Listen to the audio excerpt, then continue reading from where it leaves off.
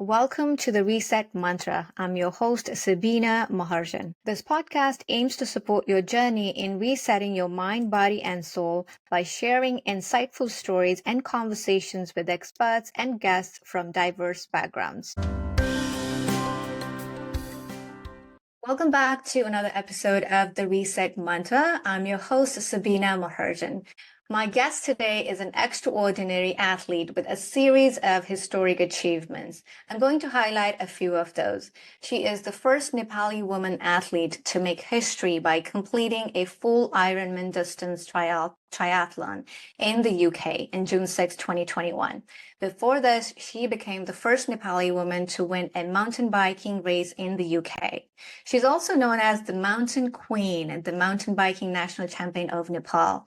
She's the first Nepali woman to compete in the mountain biking World Cup finals in France, the first Nepali female to complete the Annapurna circuit in Nepal, the first Nepali female to bike for 22 days from Tibet to Everest Base Camp.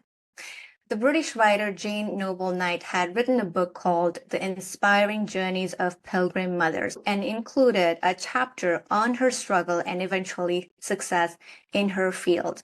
She's also a respected mandala artist. Without further ado, please join me in welcoming Nirjala Tamrakar.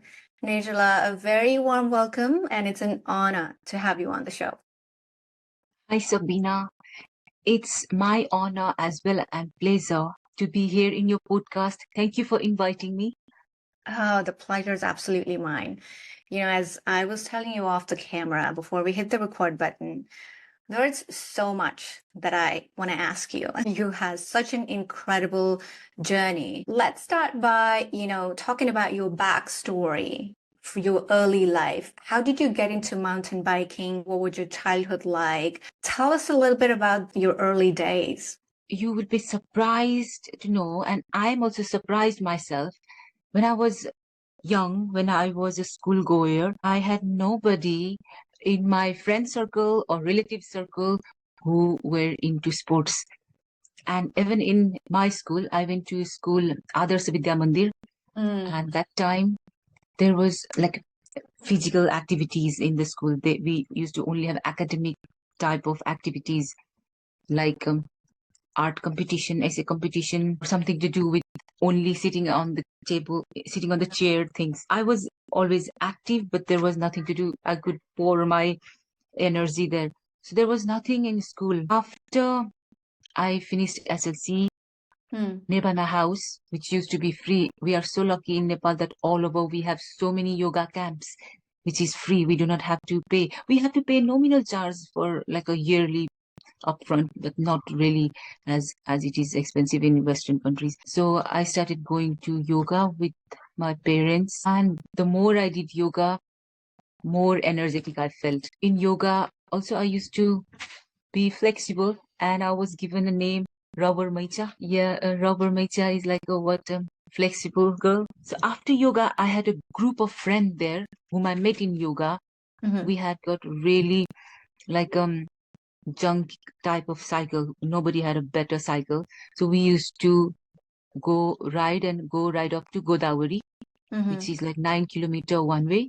After yoga, it would be so just easy. It would be so fun thing to go up to Godavari and back every morning. So I started cycling after yoga at this time of my life after SLC, and there was one guy who had already participated in mountain bike race in Nepal, and then I was so excited. Oh, in Nepal we have got mountain bike races.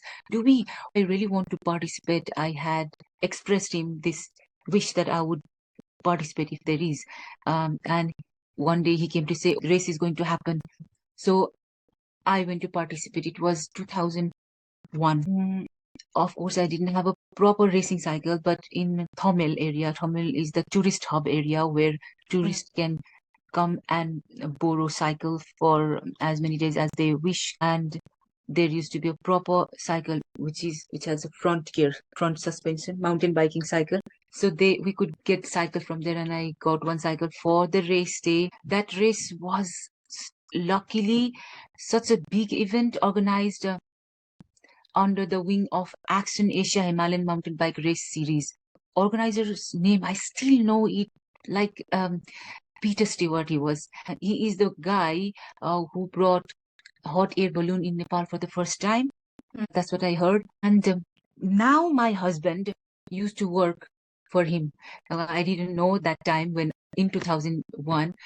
So he had worked for him. I didn't know. He had also participated in the races he has organized, but I have never noticed my husband then because I was like a horse focused on only race and reaching the destination. I would not meet and talk with people because my focus was just to win the race. So that's what kind of person I was. So I won the race, this series, two category. One, they had Nepali female, another was overall female. So Nepali female, I won, that is fair. But overall female, it was not very fair because the tourist who comes to Nepal doesn't necessarily stay in Kathmandu for 3 weeks. It happened every weekend, every Saturday or Sunday. So I wouldn't call it fair because I am Nepalese and I stay there, I live there. So I won that as well. Other female who were stronger than me, they did win in one stage, but they could not participate in the next stage.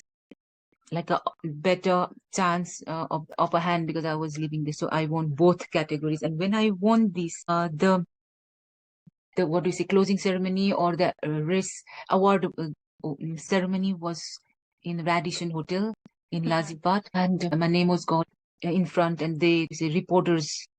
They took pictures of me. Very nice award it was. And next day I came in a newspaper.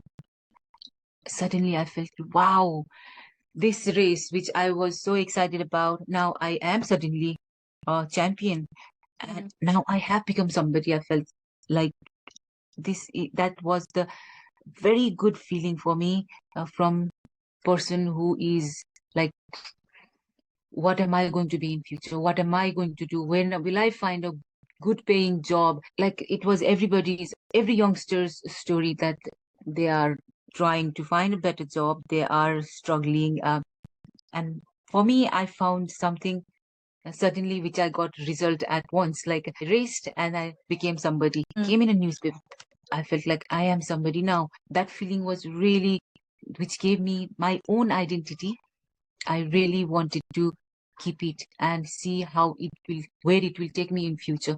So I kept participating in every race. That's how my journey began from then.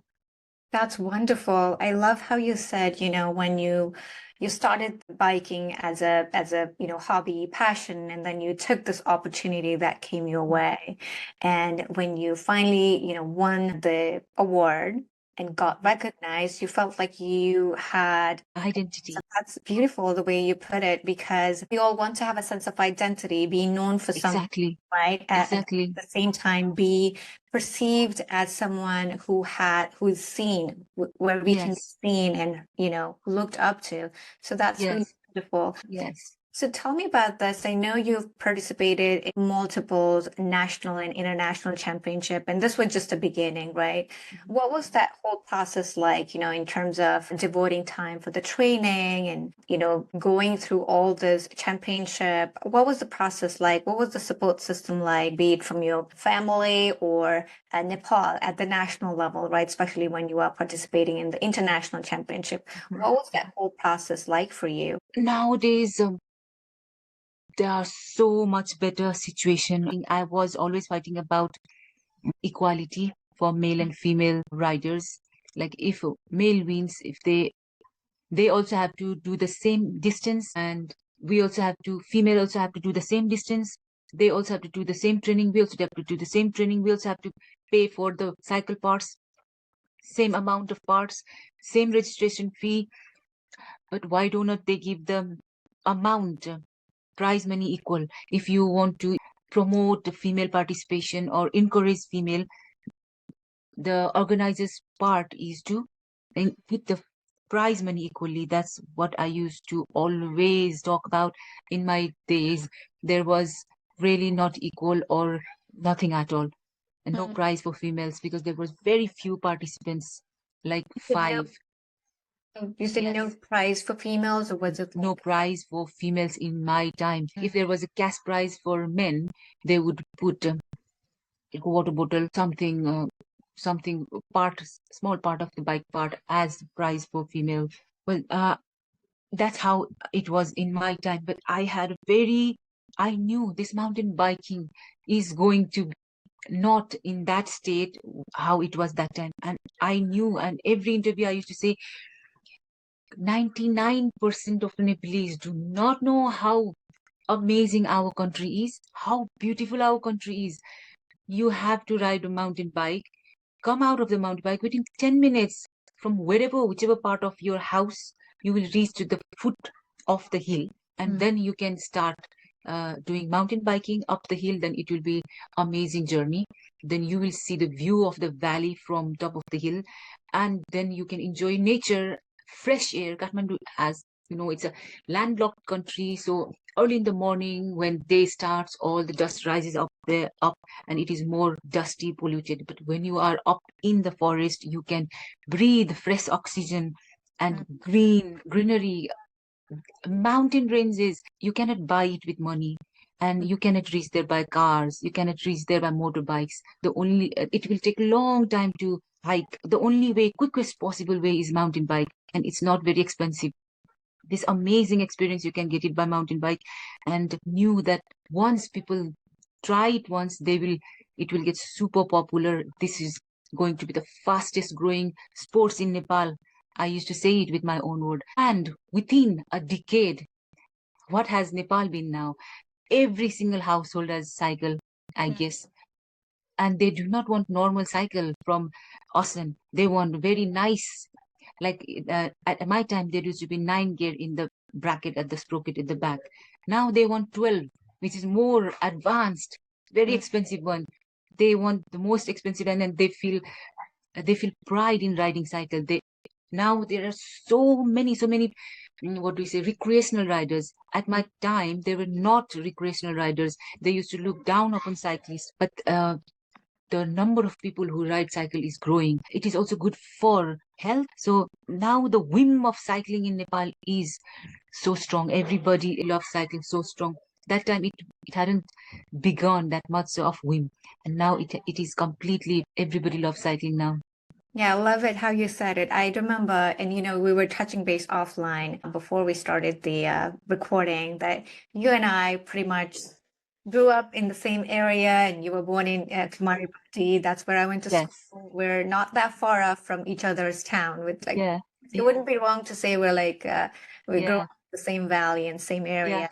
I went in Campaign, you went in Prasad. It's just like Valley a next Academy lane. are in the same avenue next to each other, Yeah. almost next to Yeah. each other, right? Yeah. And I remember when I was growing up, cycling, and in Nepal we call it cycling. Here in West we call it biking, right? It could be those terminologies difference here for our listeners. And in Europe, France, they call it VTT. Really, I didn't know Yeah. that. So Yeah. Yeah. VT, is it VTT. an Yeah. acronym? It is to Is it acronym or is it something I forgot now? It's to do with the suspension. Yeah. One Oh, suspension VTT and two suspension, I think, different name. that's interesting. Thank you for sharing.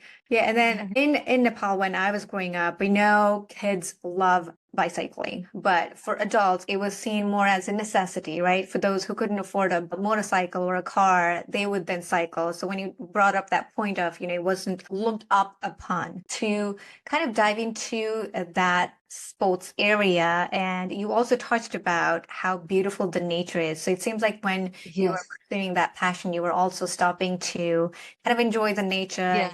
I grin in my face all the time. I'm on my cycle, I'm riding my bike. That much I used to love cycling all the time. It is always hardest to stay in the top, right? To reach one's top is easy, but to stay up there is hard. That is always the case. So now I used to take part in all the races they organize in the valley or in Pokhara. That's all they used to organize the races. So I used to go to Pokhara as well. That time, even I remember the first race I went to participate in Pokhara, my dad came with me. Just I do not know, thinking my daughter will be safe or not. So he came with me. And then later on, I started understanding how, again, patriotical is this Mm. cycling field as well. I was I was happy to do cycling because I wanted to also have my identity, and also I wanted to, so that look of girls can do these as well. Girls can ride these forest, top of the hill, steep hill, come Mm. down this single track, technical track, which that time only it is boys' job to do. Now girls can do these things too. So we are not less than boys in any way. That's what I wanted to show, and I was doing. Later on, I had to face many things, as you asked me about how it has been the journey to participate in the race. I didn't get the opportunity to participate in the international race. At the beginning, it was only boys would get the chance, and I would keep asking when will my turn come, and I would not get. And Did you have a then sponsorship that someone was sponsoring you or, kind of like covering or representing you when you go? those things came to understanding later, that Mm. finding sponsorship. At the beginning, we are under the wing of Cycling Association of Nepal, I right? see. We have our own association, which is registered in Sports Council, and we would be there, like we would be their spokesperson, and whatever, wherever we go, have to send us. I was hoping, waiting, association to send us in the international races. So at the first, I got opportunity to participate in South Asian Games. This is the first time they included cycling in South Asian Games, and it happened to be road race. And in Nepal, we do not have flat road. We are mountain bike. We have only ups and downs and hills, and we only trained in mountain bike. We did not have road bikes. So our association president put my name, and Guy also was there to about to go with me, but he got trapped in one of the controversy, so he could not go with me, though he was going to go with me. Then at the end, only he was to go. But there was another problem. You won't believe me. That is, I didn't have a road bike cycle. I was told that find yourself cycle, then go. So where will I find cycle? I knew our association president had road bike in his shop. He also has got mountain bike tour, but he would not lend me his cycle. And I was just waiting on the road, Bagmati Pool, This waiting was in for Kathmandu. 2006 in Mm. Kathmandu, Bagmati Pool, looking for somebody who will ride road bike. And I will stop that guy, and I will ask him if you can, if Really? you can, yeah, lend me your cycle, because I am national champion of Nepal, going to represent in Sri Lanka. So I do not have cycle. Like that, I was going to. I tried to stop somebody. I did stop somebody, and Sorry to interrupt. So you yeah, were already a national champion by then in mountain yeah, biking. yeah, You were going to represent Nepal and you were yeah. looking for a mountain bike gear. My Mountain president bike. told me, if you want to participate, find a cycle yourself. And Okay. then he did have a road bike in his shop hanging, Mm. displaying, but he didn't want to give it to me. So that was my case. Today's case, if it was today, they already have cycle. Mm. Somehow they managed to get sponsor from somebody, or they convinced the sports council to give Mm. them budget to buy cycle. But at Mm. my time, that's what was the case. So Mm. I went to buy cycle from unknown person for 12,000 rupees. Mm. And then after buying that cycle, all the parts needed to be changed, like front crank, in tires. So those things I spent myself and took it. And you know what? That was heavy cycle, because it was not racing cycle. And I took it in Sri Lanka, Colombo. I was participating in two events. One was endurance, and one was trail. Trail would be really burst of energy, short distance, and endurance would be long distance.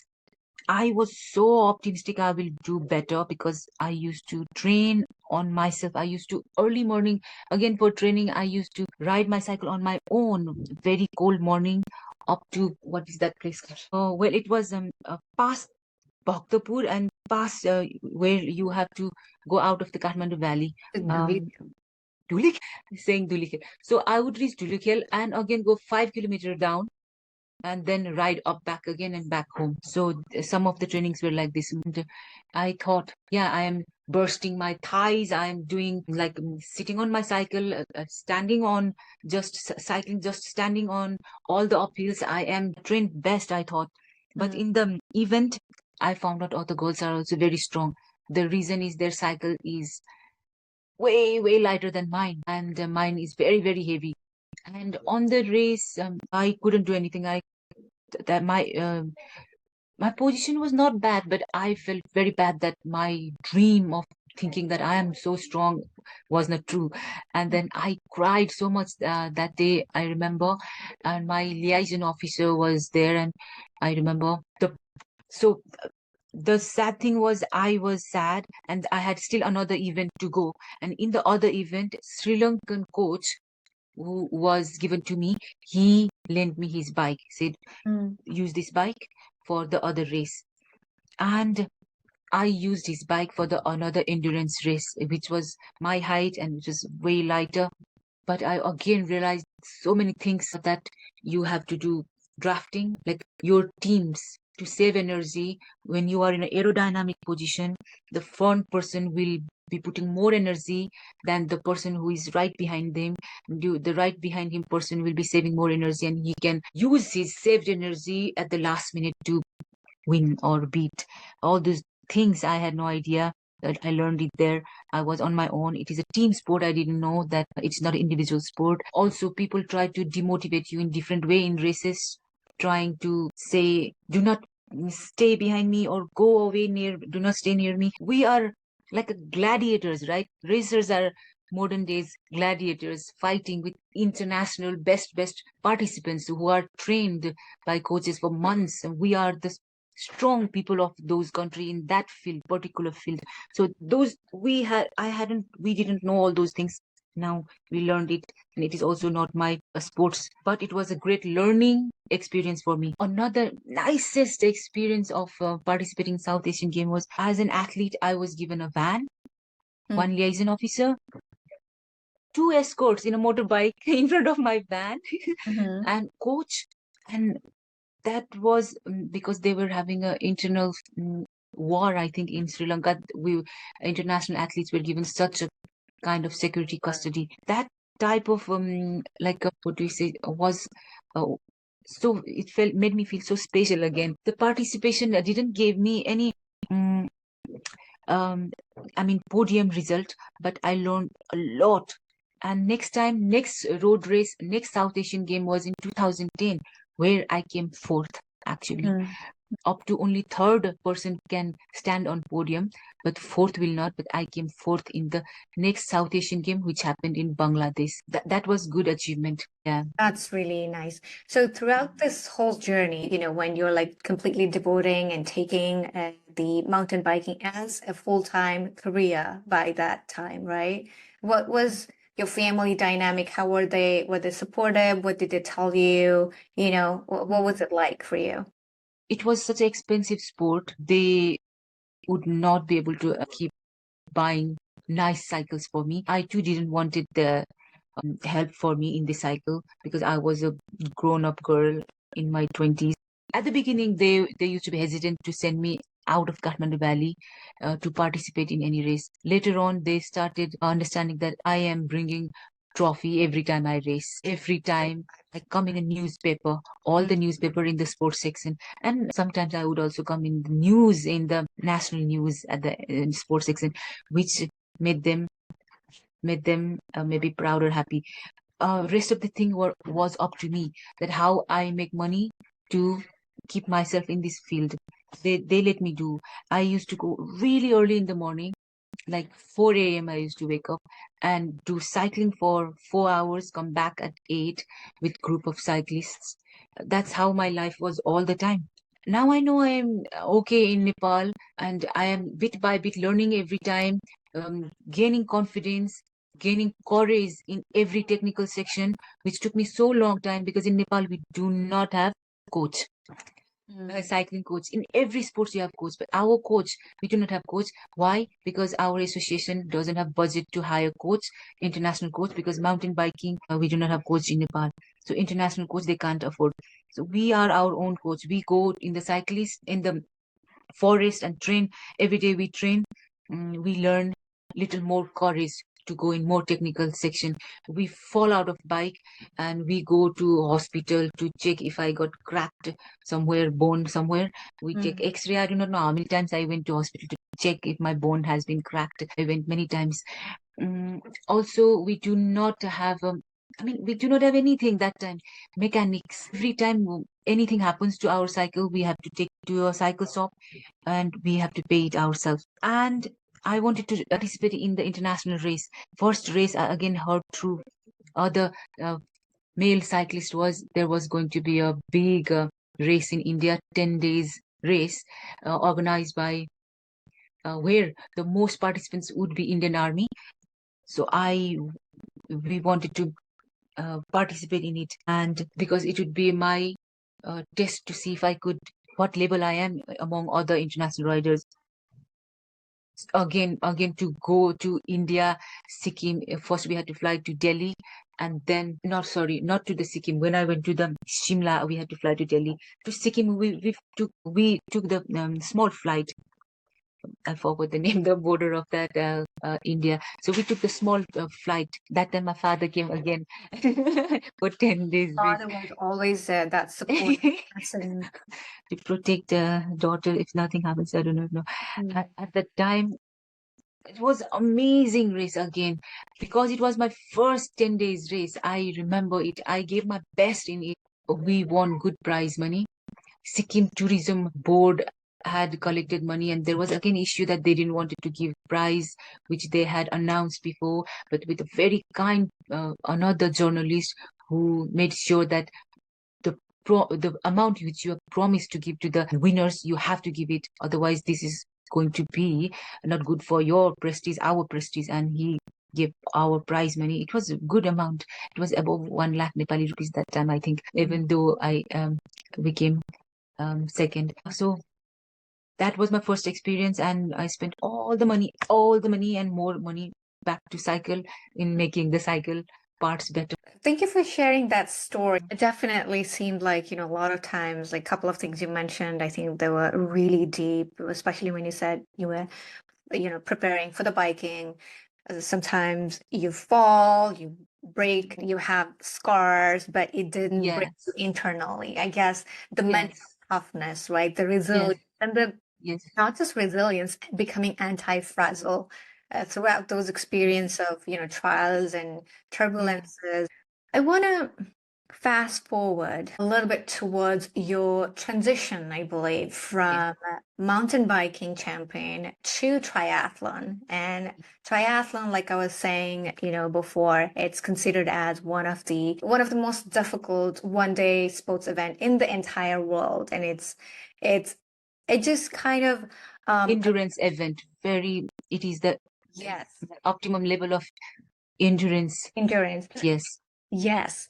And I understand that, in your career as a mountain bike champion, you got married, you had kids, and then there was some gap, and then you got back into the world of athlete and sports, and then coming back to participate in a full distance triathlon. How did that transition happen? Take us through a little bit about your journey from, transitioning from mountain bike to having kids, then coming back stronger after a gap to become a triathlete. Tell us about that story. Okay, so reset button happened in this. Many times in my life, reset button happened. So there was a reset button after I became mother. So after participating in World Cup, my husband and I decided now we stop here because it took us so much to reach up to here. Now we stop, we will relax, we will have our family and no more racing internationally. I could still run the race if it happens in the same city, but not like flying from one country to another, spending lots of money and training for very strictly for those races. Just for fun, I can take race parts. Those things were decided. And when I became, my son was born in UAE, and many things changed at that time. So earthquake happened when my son was born. So Dan came to Nepal to just rebuild some villages in the remote areas. And Dan's your husband, right? He's British. He is British, yes. He just loves Nepal. He came to Nepal in his gap year, and then since then he always had a flat in Nepal, though he used to work in different part of the world. But he always had flat base in Nepal, so that he calls it his second house. Earthquake happened. He left everything and went to Nepal to help Nepalese, and because and he also didn't have the job. I couldn't sponsor. I couldn't be UAE without visa, so I had to come back to Nepal with my son. His name is Porsuram in Nepali. In English, Percival. What's it in Nepali? Porsuram. Parsuram. And Yes. yeah, if you translate that Yeah. in Porsuram. Do you know in Mahabharata, Porsuram is the one of the character. Porsuram. yeah, for sure. Yeah, and in my family, we have got a middle name Ram. My Mm, dad's name is Jaya Ram. My mm, brother's name is Nipun Ram. So mm. my son is Porsuram. So um, at this time, I had thought, okay, now my life will be different. I have got another passion. If you might not know, it is painting. So at that time, my father-in-law, my husband's father, asked me if I can do portrait of all his grandchildren. And then I was like, well, that is a big challenge. I have always been participating in art competitions since my school days, and I had also got second prize in my school. And in I was in school Adarsh Vidya Mandir, and the prize was given by one man, famous man, who used to be the Jyotish of our royal family. So I had passion in painting, and my father-in-law asked me if I can do portrait, and I thought, okay, this is another challenge for me. Painting of landscape is easy. Portrait of the face is, you have to make it exact, otherwise it is not nice. So on top of that, I wanted to do it in a watercolor. Watercolor is very difficult. Wrong stroke of brush you do, the painting cannot be again repaired. If it is a oil color, you can do another coat, another stroke on top of it, and you can again fix it. But watercolor, you cannot keep playing with the brush, the whole thing will be spoiled. So even in that period, when you were taking break from sports and Yes, prioritizing your family and having kids, you yes, still had that passion yes. of, your art. Again, I will always have it. I love art. And after my second child, I was getting something happened in my stomach. Both were my cesarean section. There is a rupture of muscles, you call it, in our stomach. It happens to many mothers. So I think that happened. It just bulged out, and everybody would ask me, "Are you pregnant?" And it's none of their business if I'm very big or small, but nobody would stop asking me that. I was like, do I have to keep answering? I can't answer yes or no. I can't say yes. I can't say no. They won't stop asking me. So I have to change how I look. I thought, though I didn't mind how I looked, I was very happy that I'm a mother. This body is given by becoming a mother. But then I thought, okay, I have to reduce my body. It is not bad to lose weight. I was overweight by 20 plus kg. Once I hit 20 kg over, I stopped weighing myself because it was too much. Again, I started yoga. It was again early in the morning because where there is a will, there is a way. Though I have two small children in house, and my husband goes to work, I don't have time. I cannot say that. So what I did is again found out where is yoga happening nearby, and woke up at 4:30 a.m. in the morning, and before all the family wakes up, I would finish my yoga after 2 hours and come back home. And slowly I started gaining little strength. It was hard for me to even climb the stairs after my second childbirth. I would have shortness of breath. All your strength goes out. It was different to become a mother. Mother of second time was even more. It took long time to heal. And then slowly I started running nearby park. I would love to go mountain biking, but mountain biking, I would be somewhere else in the other part of valley. But that's why I couldn't go mountain biking, because I didn't want it to be too far from my children if they need me at the any time. So I just went in Ranibari in Lazimpat.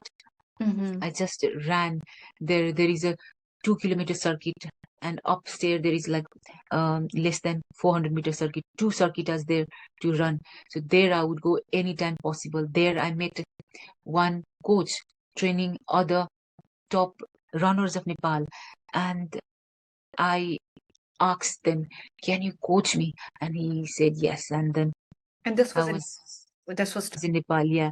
And I was over the moon to find the coach, because all my life I was dying to have coach, because I didn't have coach, and he was giving me proper training plan. I was so happy to have coach. Um, this is how I started training. And then guess what? I started having six packs, which I didn't have it before having children. I was so strong. I started getting personal record in my 5 kilometer, 10 kilometer, half marathon. I got really good in running. And then still, no matter how much I ran, there are so much runners, so many fast runners in Nepal. And then this coach suggested there are many other runners, many hardworking runners in army, police. Why don't you go to triathlon? And he said, and triathlon had already in my mind, I had heard of triathlete. When I was living in UAE, I used to train with like a triathlete who had already done Ironman triathlon. I was like, how is it even possible, humanly possible? I used to think at that time. I thought then, all right, that's what I'm going to do now. I'm good in my cycling. I have got good cycle memory. I'm already training again. It's fine. Running, I'm again fine. Now zero is swimming. I just need to do swimming. Did you never swim before this? You swim as a kid? I did go to swimming as a kid, but I'll tell you, I didn't know how to swim. I used to go in this deep section of the swimming pool, and I would say to the random people, I am going to go and touch the floor of the swimming pool. If I do not come up, watch me and pull me out, okay?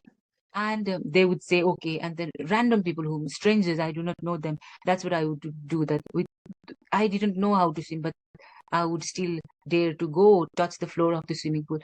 That's all, but that was not swimming. Until I married in UAE, all the buildings we lived had their own swimming pool, so we can always play in the swimming pool. And there I learned breaststroke. Dan used to always watch me. He used to make me wear life jacket when I am in the water, little deep section, or watch me keep an eye on me. Slowly he could feel comfortable that now I can do breaststroke and I won't drown. Then he started leaving me on my own. That's all I knew. Then still I was excited that time I was excited that okay, I'm going to be triathlete, but it was very hard to find swimming coach in Nepal. It was so expensive. If whomever swimming coach was there, they would wanted to charge 1,000 pounds per hour. And like, who in the Nepal can afford that much money to learn swimming, I used to think. And then I tried to contact triathlon association. They were also suggesting go and learn swimming from these people, and it was not feasible. I don't think I will learn swimming just by paying that much money. I just wanted somebody who genuinely want to teach me. I wanted to be an athlete. It was not just a fun thing for me to do. I was already winning some races in Nepal after training with the coach, like mountain bike races. I was already again winning. Whatever race took part in, I was already winning. And because of that, I become sponsored APF athlete, armed police force athlete. And then they took me under their arm, and they they were looking for triathlete. And I said, I am very interested. And they said, okay, come and we'll teach you. And they took me and they taught me. I was not charged money for that. So they taught me swimming, and they said, yes, you can do it. They thought, they didn't know how afraid I was with the open water swimming again. Triathlon is not swimming in the swimming pool. To swim in the open water, and only open water we have is Fewa Lake, or there is another place in just nearby Kathmandu, near Chandragiri. And when I thought, okay, I'm going to be a triathlete, I'm going to swim in the open water, that imagination was thrilling. That is most thrilling than actually anything. Wow, I'm going to be that, and I will make sure that I will face anything to become triathlete, because this is a very hard sport. You need a lot of stamina, endurance, and even courage to swim. And I want to do it because it is so hard. Because I had already done mountain biking, I have reached up to World Cup, and now next setup is to become a triathlete. And yeah, I kept asking to go in the open water to friends. They would not dare to take me because they knew that I am scared, and they would not take me, the people who could swim in the open water, because they didn't want me panicking in the middle water. They didn't take me. So it only later, when I was about to take part in race, and then they agreed to take me in the water. So you continue to, persist despite the fears of swimming in Yes. open water. I And think only thing I could think about me imagining myself swimming calmly in the water, So you which I visualize. was not. Did you visualize? Always visualize. Visualizing is very important. Mm. That's what makes it possible. And if you can dream it, you can do it. You can This is one of my mantra. see it before it happens. Yes, Then you kind yes, of yes. You have to see it. You have to imagine it. There are different types of mantra in my life during different time. At the beginning, it used to be commitment. You have to commit to something, and then only uh, it is a consistency. Then only it is possible. During my triathlon phase, it was like if you can dream it, then you can do it. Because it, the person who doesn't know how to swim properly, thinking about taking part in the triathlon, and also it is not just swimming. It is in the middle of the Speva Lake. It is a very vast lake, right? Very big lake, and yeah. I've seen snakes there, big fish there. I panicked many times to go in the water, and I go little bit and come back, go little bit, come back. I would be the slowest one, and I still didn't give up and kept going. So it sounds like despite the fear, you kind of Yes, tackling and going yes, head to head with the fear. And you yes, sort of partnered. I there, was interviewing a guest yes, yesterday, and she said she partners with the fear. So it sounds like, you kind of work yes, with your fear, not let yes, it overshadow you, but you kind of tackle it like head on and overcome. yes. Mm, The only way to overcome this phobia, this fear, is face it face it. so many times that it won't affect you anymore. So keep your eyes on the goal despite any obstacles. Don't see it as Yes, obstacles. Just keep staying yes. focused. Okay. End That's, result. yeah, that's very empowering. So towards the Ironman, the full distance Ironman triathlon game in UK. Tell us a little bit about how did you prepare for that game? I mean, we've been talking about how you prepared for the triathlon game, but talk to us about how did you prepare yourself mentally, like a day before the big day or in the morning of the big event? Take us through a day or two before the big triathlon race, right? The big Ironman triathlon race, and what was going on in your mind? I reached 40 when I came to Nepal, UK, and now I do not have identity. What identity I will be? I do not want to leave sports. I really love sports. That kind of a middle life crisis happened to me. I was feeling really low when I came to UK. Also because this city was completely new. We didn't know anybody. It was COVID. No, we could not go and talk with anybody. We were in a bubble. Like you have to be in certain area. If you reach out of that area, if police finds you, you will be penalized. So strict COVID rules were there. We could not go take our children in the playground where other children were playing. We were just on our own, and husband was working from house, and children were small, and they would not listen that you have to be quiet because daddy is in like working from home. You cannot be loud or cry. It was very tough, not easy. I said to my husband, I want to participate in this full distance triathlon. If I participate, it will be so nice. If I could finish it, I would be the first person from Nepal. He didn't want it to because he always had been saying, now this is last, this is last, this is last. But still, I managed to like, please, please, please let me. That's how it was going on. And he said, okay, don't, okay, I will. Okay, if this is your wish, then all right, then. But please prioritize the family, children first than your training, because when you train, you just think about training and nothing else, he said. And I said, all right. And then the entry was so expensive. We didn't have cycle, and whatever money we had, everything I spent on buying another cycle. Again, all the gears I needed, so expensive. Everything we had to buy again for triathlon. And because it was a full distance triathlon, I didn't want it to be spoiled by the mechanical problem of not having proper equipment. So I wanted everything nice. Those financials was also there, so we bought it. And so it was because it was COVID, nothing was open. Swimming pool was closed, and I was thinking of going in the lake to swim, and they were freezing cold. Whichever we could access was freezing cold. I was like, what on the earth is this? This water is ice cold. How am I going to swim 3,800 meters in this cold water, dipping my head? Then it was a shock for me. And look how crazy I am. The only triathlon I did before attempting to do full distance was sprint distance triathlon, which is 750-meter swim and then 20 kilometers cycling and 5 kilometer running. It was really hard in every way. It was really hard.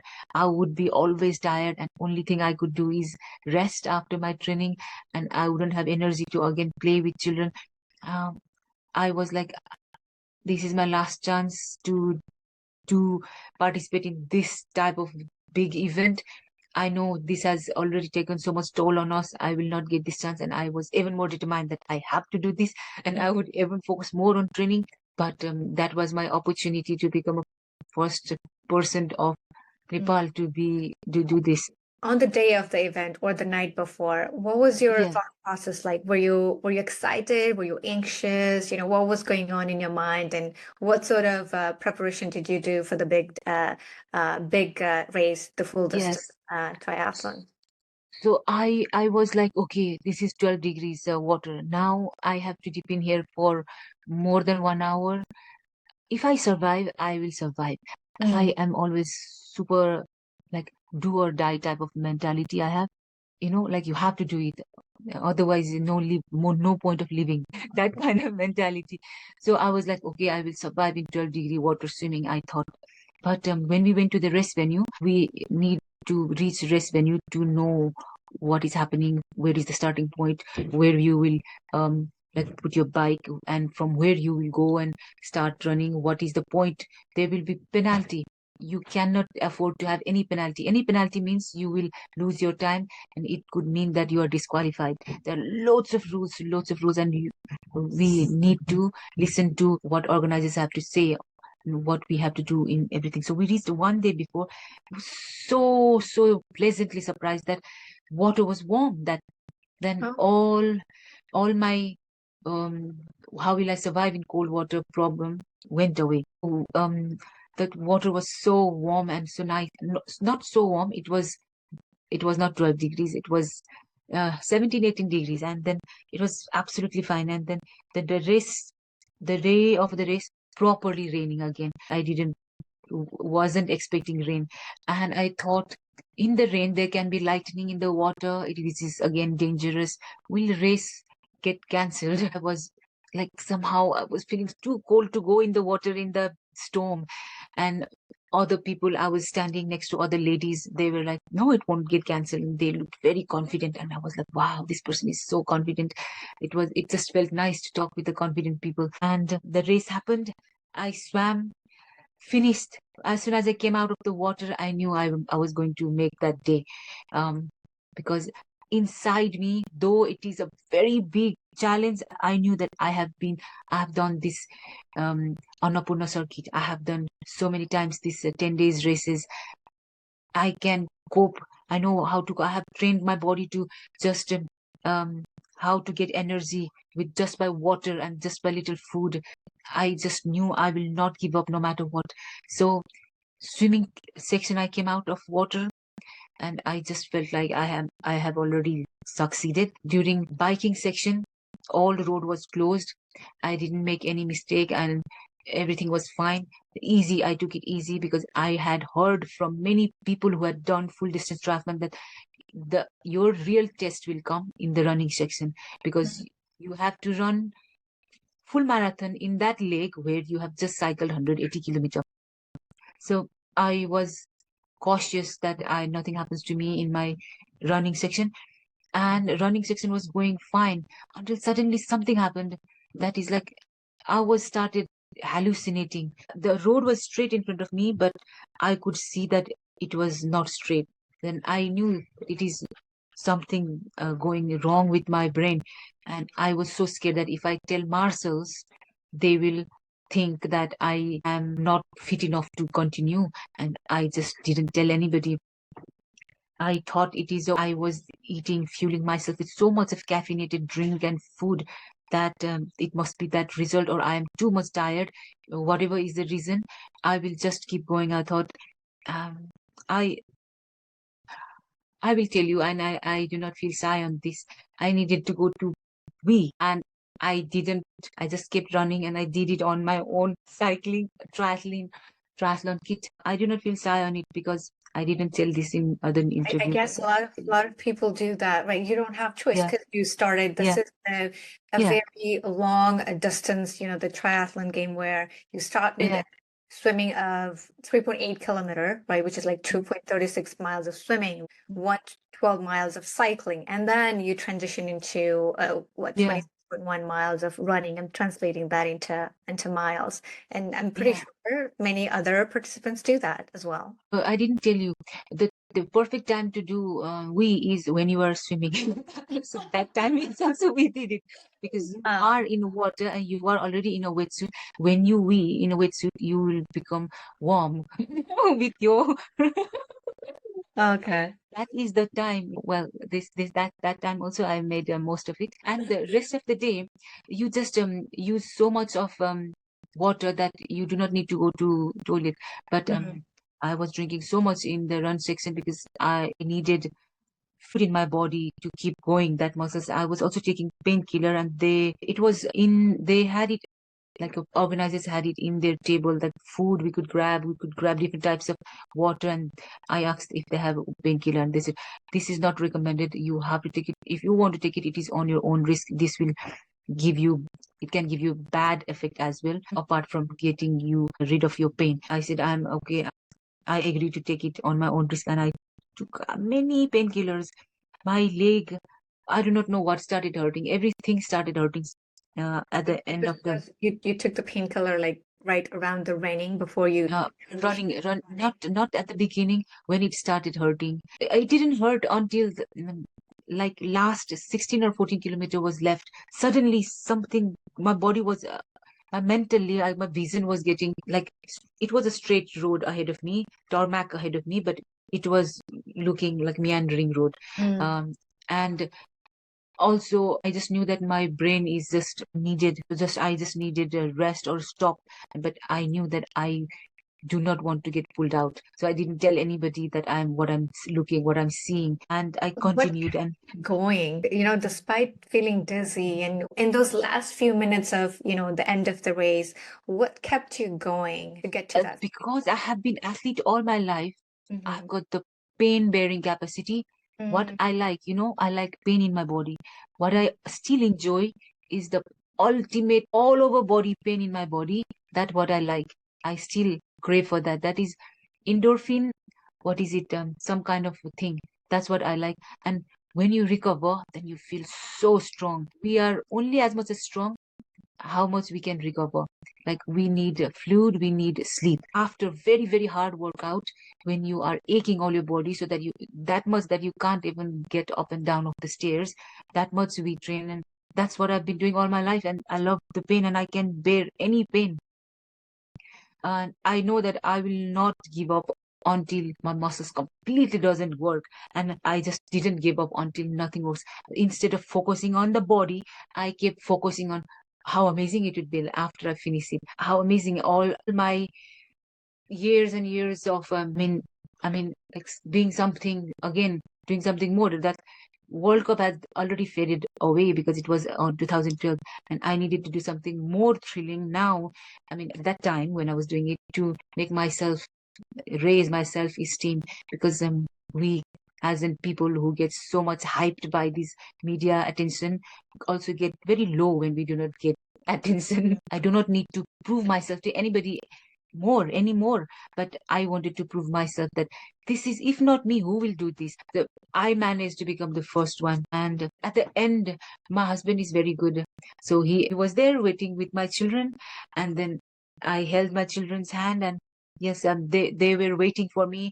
That just gave me so much energy that they are there waiting for me. I could forget everything, and those cute people are waiting for me, and just I held their hand and crossed my finish line. And it was already dark. If I had reached a little bit early, it wouldn't have been dark, but it is still fine. And I could hear the master of ceremonies calling my name, Mm. that I am from Nepal, and this is my first triathlon, and I became the first Nepali female to do the triathlon. One thing I missed there was Nepali flag, which I had arranged that. It was amazing moment. And Mm. then right after the triathlon, I was still fine with the excitement. Then when we went in the tent, then my lower body completely ached so bad. Like I had to keep saying ouch, ouch, ouch, like that. It was so aching. It was all worth it, wasn't it? Next day morning, I was completely fine again. How our body is beyond amazing. In future, if I want to do it again, if I get opportunity, I will go for to see how fast I will do. This was just to finish, just to see if I can do it or not. Because in the history of the full distance triathlon, I had seen so many people not completing it, so many people collapsing before finishing line. And it is the ultimate mecca for the triathlete, that Yes. this is the destination they wanted to reach. Yeah, that's amazing. You know, it really is very fascinating and very inspiring story. You know, thank you so much for taking us through that journey of, how you became the first ever female Nepali triathlete to participate in the full distance Ironman triathlon in UK. I don't have words to describe it, but I'm very proud of you as a fellow Nepali myself. You know, it's a great historic achievement for every Nepali who's listening. I'm sure can relate to this. Any last words of advice or mantra that you want to share with our listeners, that you want them to take away as part of this episode? You have to dream it, you have to plan it, and if you can dream it, you can achieve it. And another thing, if you have any fear of something, you face it many times again and again, so that you can overcome it. Only losers make excuses. Where there is a will, there is always a way. And you need success in any field. I was watching one TEDx program that there can be toppers in school, toppers in university, but who are the practical life winners in the life, successful people in the life, are the people who has got grit. So yes, you need grit, that you will make it happen. Anyhow, you will face anything. You have to focus on your goal. You have to have grit, and you will succeed in anything. Lovely. That was amazing. Well, Nirjala, this has been such a great conversation. Thank you so much. I really appreciate the time. Thank you so much for calling me here, Sabina. I also enjoyed it a lot, going back to my journey. Really nice time. Absolutely. I'm sure our listeners have enjoyed this episode a lot as well. And so I'm so grateful to all of you out there listening. And if you're new here, please make sure you subscribe so you don't miss an episode. If you enjoyed today's episode with Nirjala, please leave me a review. I absolutely love reading them, and it helps other people join our little community, which is always a good thing. I'm Sabina Maharjan, and thank you so much for tuning in to the Reset Mantra.